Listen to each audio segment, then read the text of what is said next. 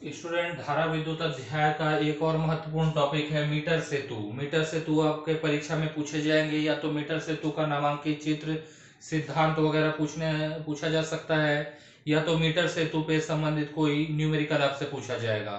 तो इस लेक्चर के बाद जो अगला लेक्चर होगा उसमें हम लोग मीटर सेतु पे आधारित एक न्यूमेरिकल भी हल करके देखेंगे। और इसके अलावा मीटर सेतु जो है ये आपके सिलेबस में प्रैक्टिकल का भी हिस्सा है, और मीटर सेतु आना ही है। और मीटर सेतु साधारणतः सभी स्कूलों में उपलब्ध है, तो मीटर सेतु का जो प्रैक्टिकल है कराया जाता है सभी स्कूलों में। मीटर सेतु सबसे पहले होता क्या है, तो मीटर सेतु के बारे में आप लिख सकते हैं, मीटर सेतु व्हीटस्टोन सेतु के सिद्धांत पर आधारित एक प्रायोगिक उपकरण है जिसके सहायता से हम किसी अज्ञात प्रतिरोध का प्रतिरोध या उसकी प्रतिरोध या उस प्रतिरोध के पदार्थ की प्रतिरोधकता ज्ञात करते हैं, विशिष्ट प्रतिरोध ज्ञात करते हैं। मीटर सेतु क्या है, फिर से एक बार मैं रिपीट कर देता हूं। व्हीटस्टोन सेतु के सिद्धांत पर आधारित एक ऐसा उपकरण है जिसकी सहायता से हम किसी अज्ञात प्रतिरोध की प्रतिरोधकता या प्रतिरोध ज्ञात करते हैं। मीटर सेतु किस पे कार्य करता है, सिद्धांत क्या है, मीटर सेतु व्हीटस्टोन सेतु के सिद्धांत पे कार्य करता है। व्हीटस्टोन सेतु का सिद्धांत क्या था, व्हीटस्टोन सेतु का सिद्धांत था कि सेतु के संतुलन की अवस्था में संलग्न भुजाओं के प्रतिरोधों का अनुपात समान होता है।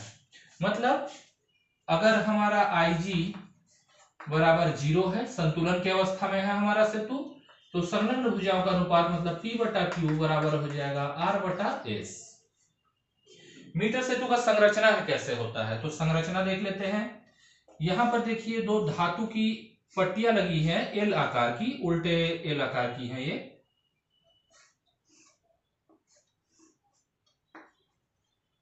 बीच में एक I आकार का पट्टी लगा हुआ है। यहां पर जो प्रतिरोध है, यहां पर मैं एक प्रतिरोध बॉक्स लेता हूं, इसको RB से रिप्रेजेंट करते हैं। प्रतिरोध बॉक्स वो एक तरह का ऐसा बॉक्स होता है जिसमें आप मनचाहा प्रतिरोध ले सकते हैं। 100 ओम चाबियां लगी रहती हैं, जितना चाबी आप निकालते जाओगे उतना प्रतिरोध मिलता जाएगा। सारी चाबियां लगी हुई हैं, प्रतिरोध शून्य। 100 ओम की चाबी को आपने निकाल लिया, प्रतिरोध 100 ओम का मिल गया। ये प्रतिरोध बॉक्स वही है, कितना चाबी हम निकालेंगे हमको पता रहेगा उतना ही हमारा प्रतिरोध है। उसके बाद हम लोग यहाँ पर एक अज्ञात प्रतिरोध ले लेते हैं जिसका नाम दे देते हैं S, ठीक है।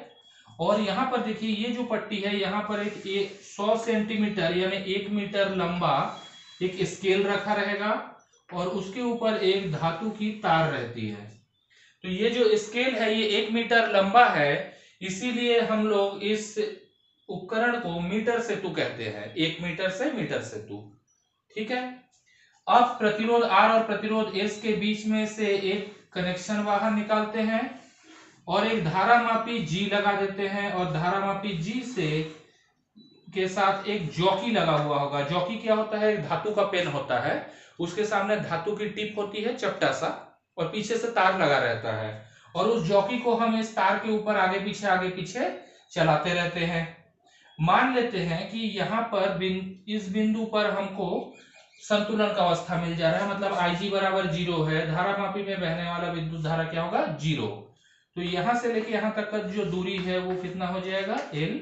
बचा हुआ जो दूरी है उसको 100 माइनस L निकाल सकते हैं। अगर L सेंटीमीटर यहां तक का दूरी है, बचा हुआ दूरी जो होगा वो 100 माइनस L होगा। अब क्या करते हैं, इस सिरे के बीच में एक बैटरी आप जोड़ दीजिए और यहाँ पर एक कुंजी लगा दीजिए, ताकि इस स्विच को आप ऑन करेंगे तभी ये उपकरण चालू होगा। ये बन गया आपका मीटर सेतु का संरचना। R प्रतिरोध बॉक्स का प्रतिरोध है, मनचाहा प्रतिरोध आप ले सकते हैं। S अज्ञात प्रतिरोध है, हमें नहीं पता इसका प्रतिरोध क्या है। L जो है ये क्या है, इस जॉकी को जब हम लोग इस तार के ऊपर चला रहे हैं 1 मीटर लंबे तार के ऊपर, तो एक ऐसा स्थिति होगा इन दोनों बिंदुओं के बीच में जहां पर हमको उदासीन बिंदु मिलेगा, मतलब वहां पर Ig का मान 0 होगा, धारामापी का जो मान होगा विद्युत धारा का वो 0 होगा। तो मान लेते हैं कि बाएं तरफ से L दूरी पे मिल रहा है, L सेंटीमीटर पे मिल रहा है, तो बचा हुआ जो दूरी होगा वो 100 माइनस L होगा। अब ये जो L मान लेते हैं कि यहां से लेके यहां जो बिंदु है उसका जो प्रतिरोध होगा उसको हम लोग P ले लेते हैं, और यहां से लेके बचा हुआ जो हिस्सा है उसके प्रतिरोध को हम लोग Q ले लेते हैं। यहां तक मेरे ख्याल से आपको कोई डाउट नहीं होगा। अब मान लेते हैं कि जो तार का सामग्री है उसके एकांक लंबाई का प्रतिरोध जो है के ले लेते हैं। के क्या है? एकांक लंबाई का प्रतिरोध। मेरे ख्याल से ये हो गया क्लियर। अब यहां पर देखिए P जो है, P की लंबाई कितना है? L। एकांक लंबाई का प्रतिरोध कितना है? K।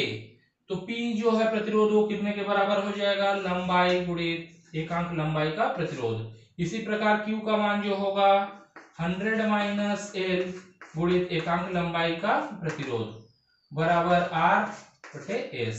यहां तक हो गया। K और K हमारा घट गया, तो यहां पर सूत्र हमारा क्या आ जाएगा? S बराबर 100 माइनस L बटा L गुणित R। अब देखिए इसमें इस सूत्र से प्रतिरोध S को निकालना बड़ा ही आसान है। अगर मान लीजिए कि ये लंबाई जो है यहाँ पर स्केल में जब आप जॉकी को रख रहे हैं ये 43 सेंटीमीटर पे आता है, तो L का मान कितना हो गया? 43। यहाँ पर L और यहाँ पर L की जगह आप 43 रख दीजिए। प्रतिरोध R जो आपने लिया है, अगर 100 ओम लिया है तो R की जगह 100 ओम रख दीजिए। तो ये L और R का मान आपको पता रहेगा प्रयोग के दौरान। L और R का मान आप रख देंगे, अज्ञात प्रतिरोध S का मान निकल जाएगा।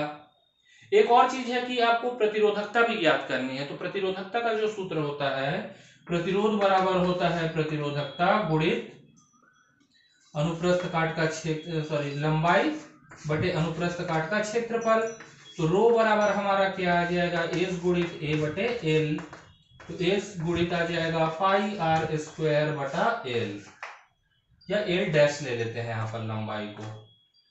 जो भी तार की लंबाई है वहां पर आप L डैश लेंगे। R जो है वो अनुप्रस्थ काट का त्रिज्या होगा जो भी तार इसमें लगा हुआ है। पाई का मान 3.14।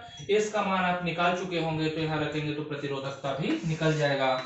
तो देख सकते हैं कि वीट-स्टोक्स सेतु के सिद्धांत का प्रयोग करते हुए इस मीटर ब्रिज के सहायता से हम किसी अज्ञात प्रतिरोध S का प्रतिरोध भी निकाल पा रहे हैं और उसकी प्रतिरोधकता रो भी ज्ञात कर सकते हैं। मेरे ख्याल से ये टॉपिक आपको क्लियर हो गया होगा। इस पे हमको कुछ न्यूमेरिकल भी हल करना है, तो अगले लेक्चर में एक आध न्यूमेरिकल भी हम देख लेंगे। एक और हमारा टॉपिक बच गया है, उसके बाद ये चैप्टर खत्म हो जाएगा। तो अगर आपको ये लेक्चर अच्छा लगा होगा तो एक लाइक जरूर प्रेस कीजिएगा, अपने सहपाठी मित्रों के साथ इस चैनल के बारे में शेयर कीजिएगा, चर्चा कीजिएगा, ताकि उनको भी फायदा मिले इस पढ़ाई का। और अगर आपका जो भी फीडबैक है इस कोर्स से रिलेटेड, जो भी आपका अनुभव रहा, अच्छा बुरा जो भी, अपना फीडबैक कमेंट के माध्यम से जरूर बताइएगा। धन्यवाद।